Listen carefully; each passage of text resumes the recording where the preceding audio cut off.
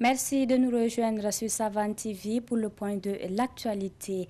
À la une de ce soir, le parti de Yeli Monique Kama, le MRB, se retire de la majorité présidentielle. Elle a accusé le pouvoir en place de gouvernance catastrophique. Plus de détails dans ce journal. Également au menu de l'actualité ce soir, le mouvement citoyen pour la paix et le développement du Faso se démarque de la marche de demain. Le mouvement estime que les Burkinabés doivent s'unir pour vaincre l'hydre terroriste.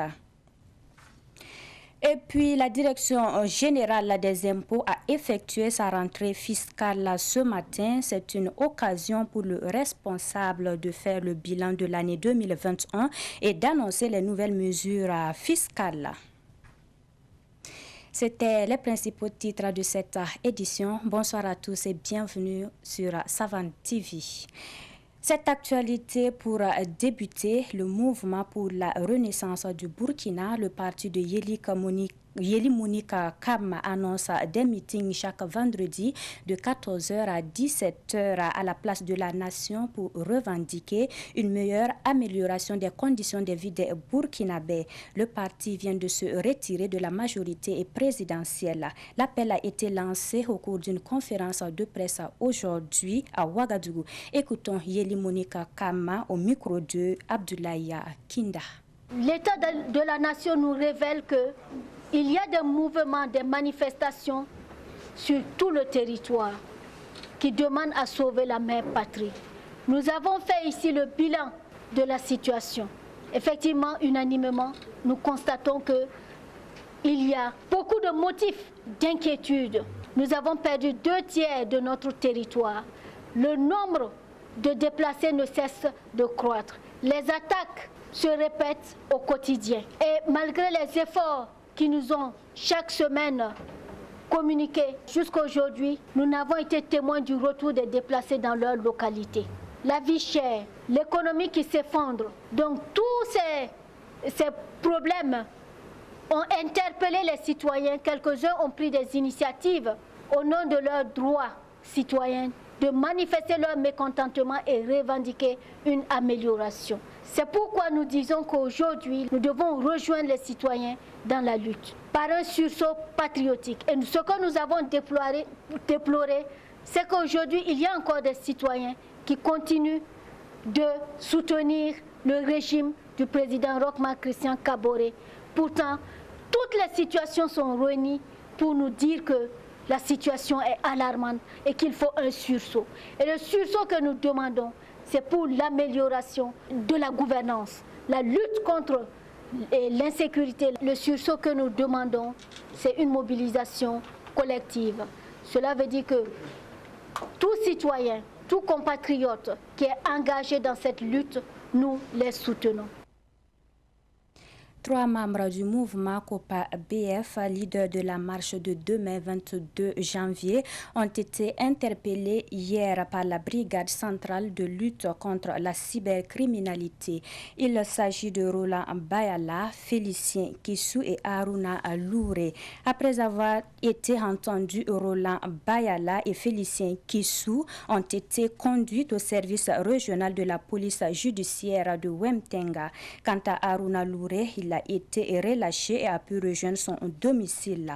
Pour rappel, 3 mouvements de la société civile, à savoir le mouvement Sauvons le Burkina, la coalition des patriotes du Burkina et le mouvement Les Révoltés ont ensemble organisé la marche prévue se tenir demain.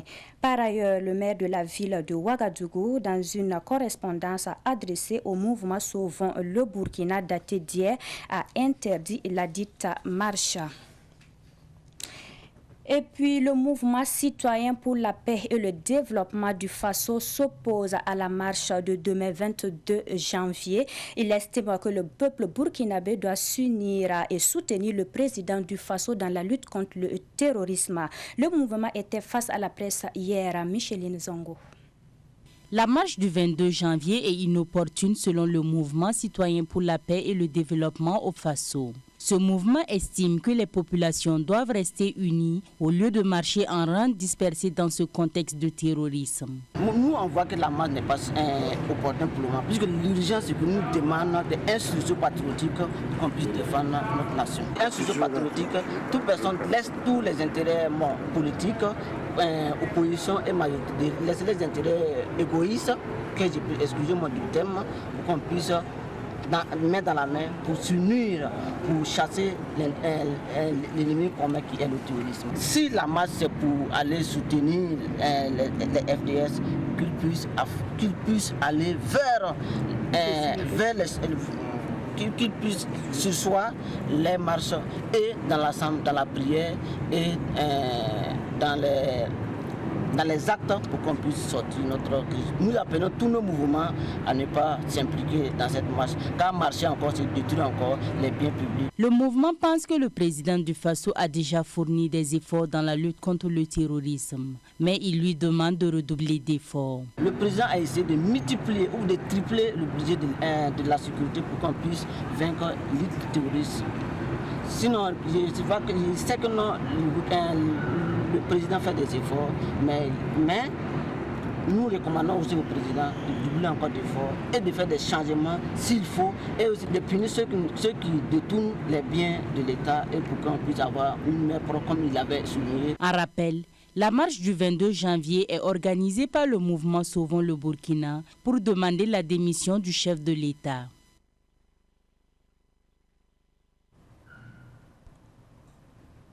Nous poursuivons avec autre sujet. L'association des promoteurs immobiliers du Burkina et ses partenaires ont animé une conférence de presse ce matin à Ouagadougou en réponse au ministère de l'Urbanisme sur sa sortie du 17 janvier dernier.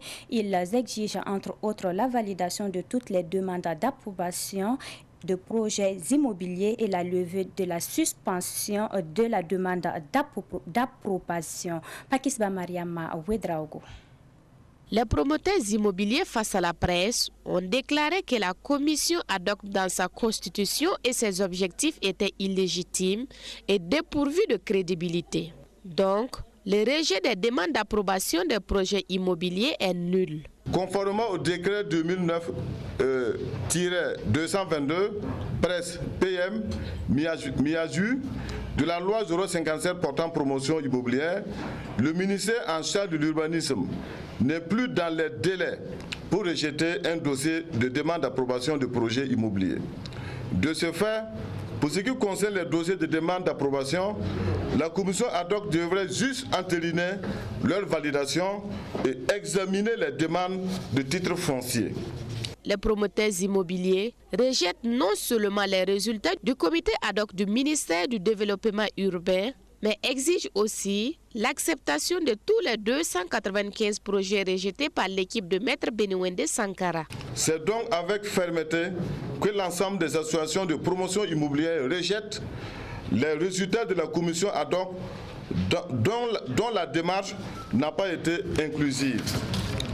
De ce qui précède et eu égard aux enjeux et de concert avec tous les acteurs de la chaîne, nous exigeons de notre ministère de tutelle ce qui suit. La validation de toutes les demandes d'approbation de projets immobiliers et fonciers déposés au ministère de l'Urbanisme de l'Habitat et de la Ville. La levée de la suspension de la réception des dossiers de demande d'approbation. Dans les jours à venir, les promoteurs immobiliers tiendront l'Assemblée générale de leur organisation.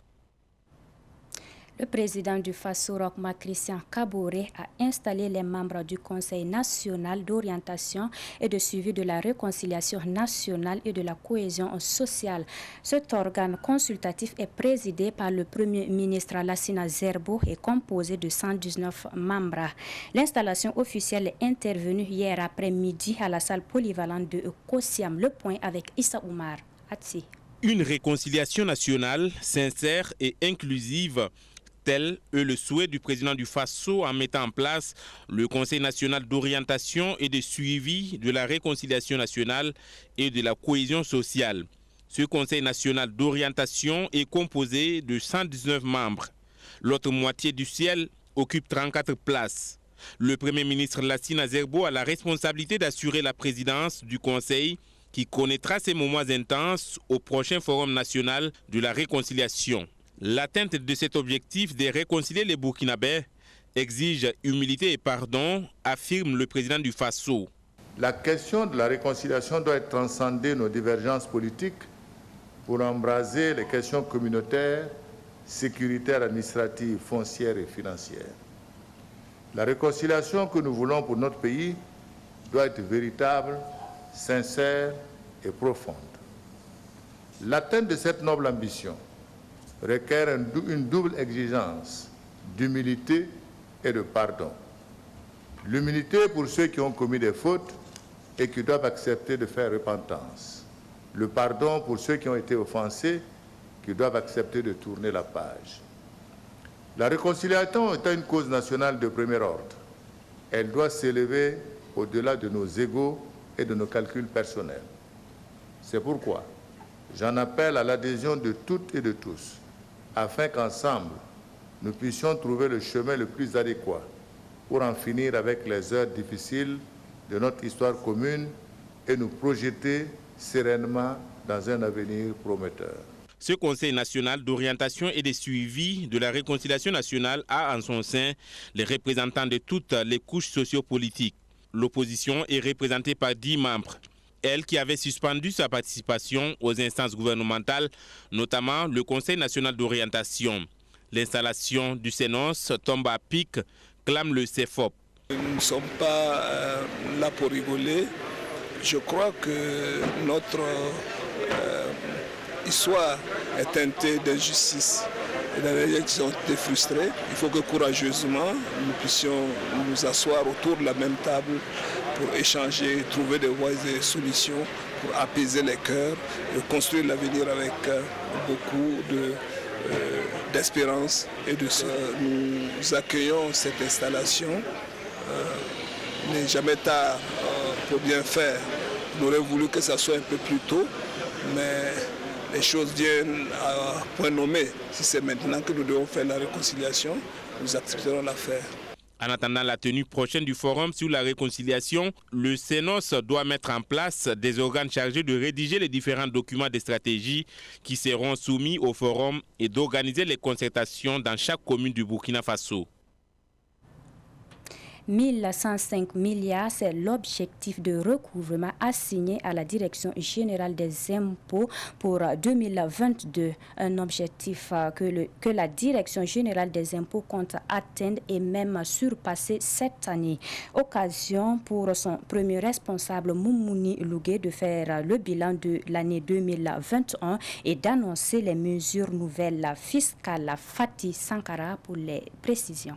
La situation sécuritaire et sanitaire n'ont pas eu raison du dynamisme de l'équipe de recouvrement de la DGI qui a réalisé un exploit. La Direction générale des impôts a réalisé un taux de recouvrement de 109,5%. Ce résultat est à mettre à l'actif du civisme fiscal des contribuables. La Direction générale des impôts a réalisé un recouvrement annuel extraordinaire de 1050 milliards 927 millions 670 090 francs au 31 décembre 2021, soit un taux de réalisation de 109,85%. Pour 2022, les défis sont grands. La DGI devra recouvrer 1105 milliards de francs CFA, mais la DGI entend faire plus. Et par rapport au taux que l'on compte atteindre cette année, nous on veut atteindre seulement, en tout cas on va se battre pour atteindre 100%. D'abord, c'est par étapes. Il faut atteindre d'abord les 100%. Et puis après maintenant, une fois qu'on a atteint les 100%, voilà, on pousse d'autres objectifs, voilà. Et c'est ce qu'on a fait cette année. Voilà, donc je souhaite que ça aille crescendo. Vous avez vu, on avait fait 97%, ensuite 102, ensuite maintenant 109. Bon, si on arrive à faire 115, c'est bon. Hein? Tout ça, c'est le Burkina qui gagne.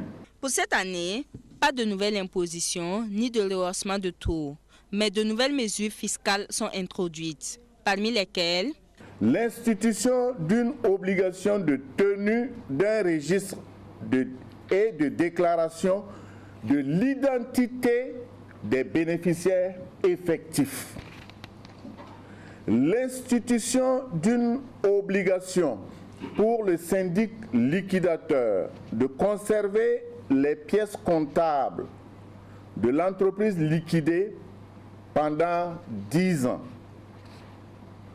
le renforcement du dispositif du contrôle des prix de transfert pour lutter contre la fraude et l'évasion fiscale internationale, l'élargissement du champ des personnes devant exiger la production de l'attestation. La Direction générale des impôts s'est acharnée dans la lutte contre la fraude fiscale. Une centaine d'entreprises ont été traduites en justice en 2021. Les prix des marchandises pourraient connaître une hausse si les frais d'importation imposés récemment ne changent pas. La menace vient des petits commerçants et transporteurs de bobo au Dioulasso. Au cours d'une conférence de presse hier, ces acteurs ont fait comprendre qu'ils n'approuvent pas les nouvelles taxes et amendes appliquées par le ministère des Transports à l'importation des produits en provenance du Togo. On en sait plus avec Raymond Salif Zida de Savane Média Ouest. Le mouvement des petits commerçants de Bobo Dioulasso déplore la hausse des frais de transport des marchandises en provenance du Togo. Selon son analyse, cette hausse des frais d'importation des produits créés par l'ONASER, l'Office national de sécurité routière pointé du doigt, pourrait occasionner une flambée des prix de produits de première nécessité. L'objectif de cette conférence de presse est donc de dénoncer ces nouvelles conditions d'importation de leurs marchandises et d'attirer l'attention de l'opinion publique et des consommateurs de la ville de Sia sur une probable augmentation des prix des produits et services si la situation ne changeait pas.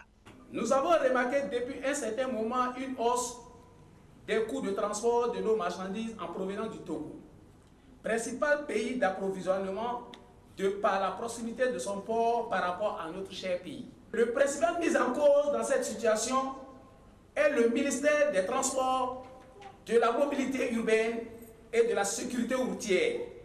Fait prélever des amendes et des pénalités de surcharge à l'essai qui sont en déphasage avec la norme appliquée par certains pays de la sous-région. En clair, le poids maximum autorisé par le ministère en charge des transports au Burkina Faso est de 9 tonnes, inférieur à celui autorisé par le Togo. Les coûts supplémentaires supportés par les prestataires se répercutent directement sur les frais de transport que nous payons. Cette situation va porter un coup dur, très dur, aux commerçants déjà frappés par les effets négatifs des crises sécuritaires et sanitaires. Les petits commerçants sont déjà réprouvés par la double crise sanitaire et sécuritaire que traverse le pays. Les conférenciers qui espèrent que leur cri de cœur sera entendu par les autorités appellent leurs camarades à rester mobilisés pour éviter une nouvelle hausse des prix des marchandises. Sans comprendre les raisons de son qui ont poussé le ministre et le NACE à appliquer ces amendes et pénalités, nous invitons les autorités à élargir le dialogue avec tous les acteurs concernés pour une solution durable.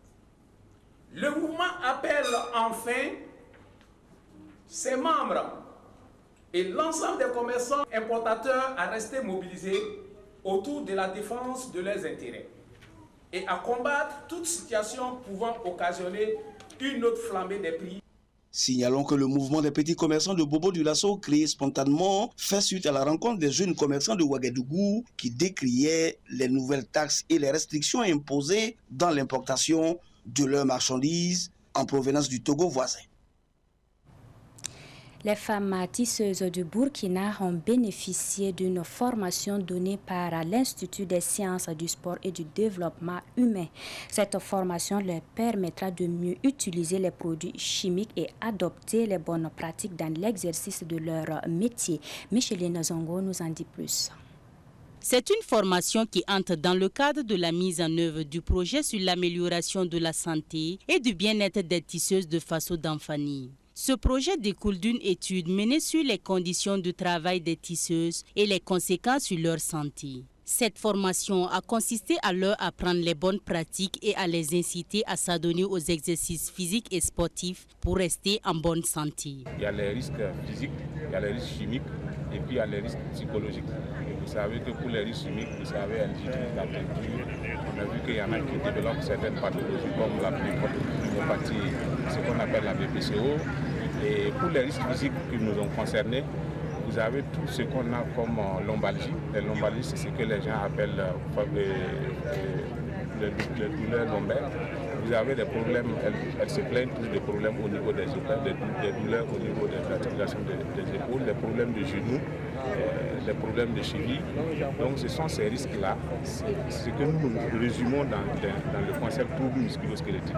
Donc on a trouvé que 98% de celles qui ont été enquêtées présentaient donc ces troubles. Ce projet est une initiative de l'Institut des sciences du sport et du développement humain ISSDH. Il a bénéficié de l'accompagnement de l'ambassade du Canada à travers le Fonds canadien d'initiative locale. C'est un métier qui fait vivre plusieurs femmes, plusieurs familles, mais c'est un métier aussi qui présente des risques qu'il ne faut pas négliger si on veut continuer d'une façon plus pérenne à en faire une source de revenus. Donc c'est un métier qui demande quand même de s'assurer d'avoir toujours les conditions physiques appropriées pour le mener. Pour les bénéficiaires que sont les tisseuses du Faso d'Anfani, cette formation est bénéfique. Caroline Kwala, porte-parole des bénéficiaires. Cette formation est vraiment bien. Nous avons beaucoup appris. Pour les précautions à prendre pendant la teinture et les postures à tenir pendant le tissage, les formateurs nous ont montré des techniques pour notre bien-être. Ce projet a permis l'aménagement au sein de l'ISSDH d'un site équipé de matériel sportif adapté à l'exercice physique de ces femmes. Elles pourront s'y exercer régulièrement. L'application Nayan vient soulager les parents d'élèves qui n'auront plus à s'inquiéter pour les inscriptions de leurs enfants. Elle offre aux parents des élèves la possibilité de retrouver facilement des écoles de leur choix et de procéder à l'inscription sans même se déplacer. Cette application a été présentée ce matin au cours d'une conférence de presse en présence de Germaine Farama. L'application Nayan est une nouvelle application conçue pour aider les parents à faire le choix des écoles de leurs enfants. En plus de cela, elle facilite l'inscription et le suivi de la scolarité des enfants. Son installation et son utilisation sont gratuites. Nayan, déjà, c'est une application mobile qui permet en fait aux parents de pouvoir trouver des écoles plus près de chez eux pendant leur déménagement ou les affectations, et aussi de pouvoir payer les services en fait qu'offre l'école, notamment la scolarité, la cantine, le transport et autres, et même pouvoir payer en fait les activités que l'école pourra publier à l'intention des parents. Pour avoir accès à cette application, il suffit d'aller sur Play Store et de taper Nayan. D'accord. Et là, vous allez voir l'application et pouvoir télécharger. Cette nouvelle trouvaille offre également la possibilité aux parents de suivre le statut vaccinal de leurs enfants. Elle alerte les parents sur leurs responsabilités dans la prévention des maladies chez leurs enfants. Le suivi du statut vaccinal s'inspire du calendrier vaccinal officiel adopté par le ministère de la Santé. Voilà, qui permettent en fait aux parents comment en fait ils doivent prendre soin de leurs enfants à la naissance, comment, voilà, tout un ensemble de trucs qui permettra en fait à la maman d'avoir tout un service en fait, voilà, et même le papa d'avoir tout un service en heure. Donc je peux suivre, je peux avoir des conseils de comment bien m'occuper de mon enfant, et aussi quand l'enfant arrivera en fait à l'âge d'être inscrit à l'école, je pourrai aussi utiliser l'application pour le faire. Les responsables de cette initiative révèle l'importance de l'application Nayan pour les parents d'élèves. Aujourd'hui, si vous allez remarquer, regardez la circulation au Burkina, regardez en fait le temps même des gens au Burkina. Ce n'est plus simple en fait de se lever, de demander la permission à son patron pour aller, je ne sais pas, juste pour régler quelques petits frais, voilà, à l'école de son enfant. Déjà tu perds du temps, tu vas arriver là-bas et peut-être que les gens sont en pause et du coup ça te dérange. Donc on se dit quand même que avec cette application-là, si j'ai obtenu en fait le suivi de la scolarisation de mon enfant, je pourrais tout facilement être au bureau. Je me suis rappelé juste que j'ai quelque chose que je dois faire pour mon enfant, je le fais et puis je continue. Voilà, donc en ce moment, ça décharge beaucoup les parents et ils peuvent se concentrer plus sur leur travail même. La nouvelle application Nayan géolocalise plus de 2000 établissements scolaires et couvre l'ensemble des chefs-lieux des 13 régions et 47 villes secondaires du Burkina. Dernier point de ce journal, les étalons du Burkina Faso affronteront les Panthères du Gabon au stade de Limbe au Cameroun. Match comptant pour les 8e de finale de la CAN Cameroun 2021. Un match très important pour ces deux équipes qui souhaitent aller loin dans la compétition. Ruben Wilson Kodio, notre envoyé spécial pour cette Coupe d'Afrique des Nations de football, nous en dit plus.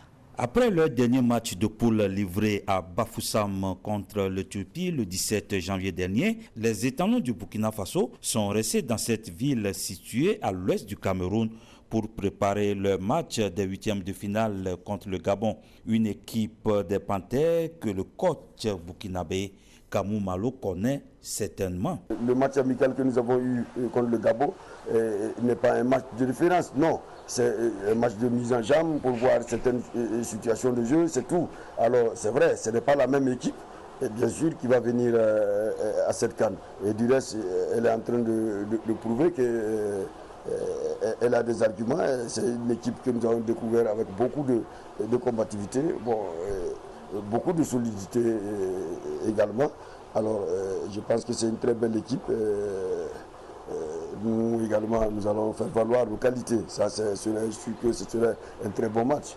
Et puis entre le Gabon et nous, je pense qu'il y a une tradition quand même, parce que moi en tant que sélectionneur, en plus de ce match de 8e, ça serait mon 3e match face à cette équipe du Gabon.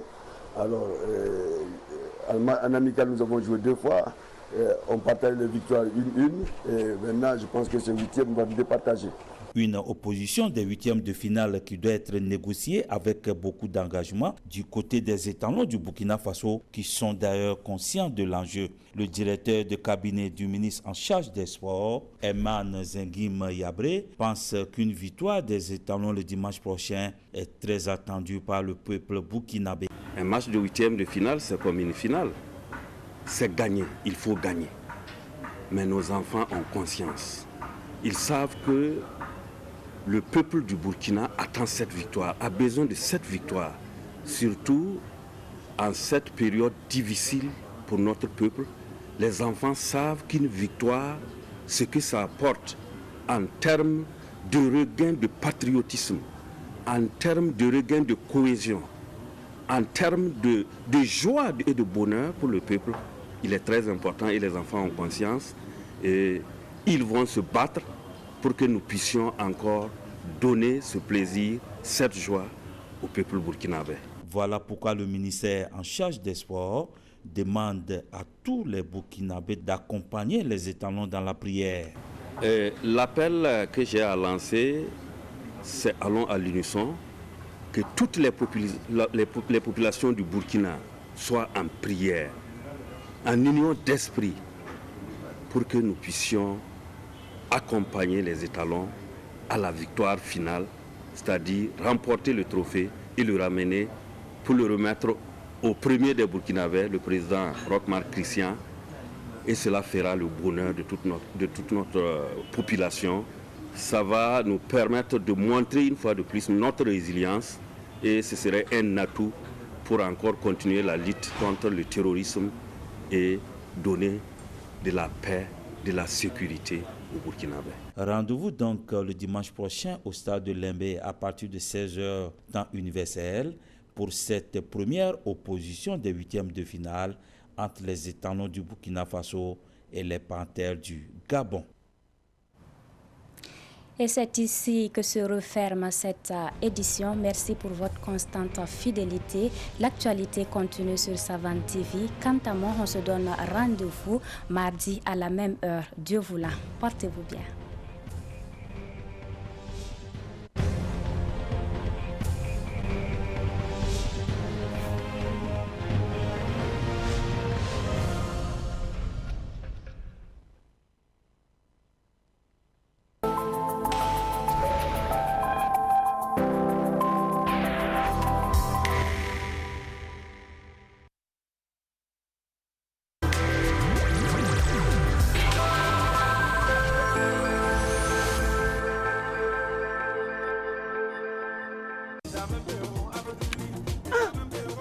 Zas, les rattrapes n'ont pas moteur chaîné.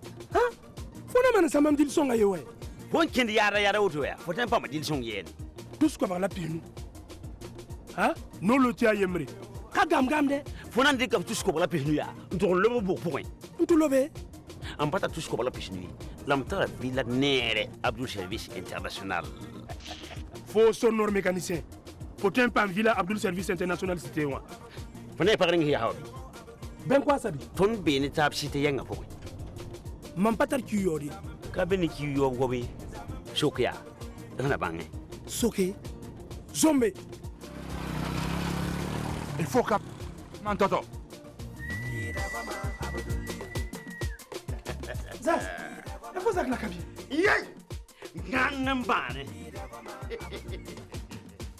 Yey, le vérifié la soba, ne Abdul Service International, un signe de million way, le plus couvre le plus souple. Ne o Abdul Service International. Maman te vient tu bafes sans peut-être curieux. Faut pas ma villa Abdul Service International c'était na moi. Ya sida, yam hambe ligue tout non zingum bala, yam tuen wa Abdul Service International. Là, ton la caisse populaire à Ramba. Caisse populaire à mena ligue tout non zingum bala. Fa. Ya hetom kon yam sebra, ti pa mengese. Abdul Service International. Nyamdaba Pirsugu, Laton Sonora. Pabi Pensé, 70 20 01 59, 70 20 02 49, 70 20 02 59, 25 38 03 11. Madame, wana wuni yam tan ko ma ton humwere.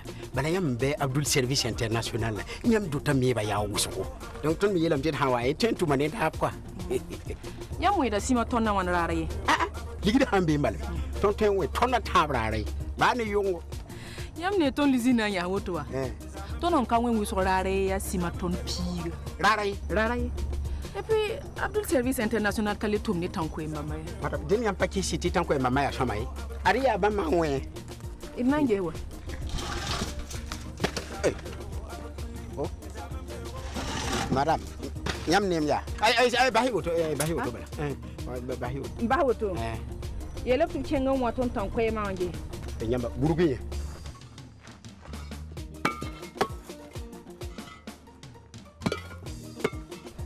Yamba logo pati lo. Ay, da laurier. Je hingira.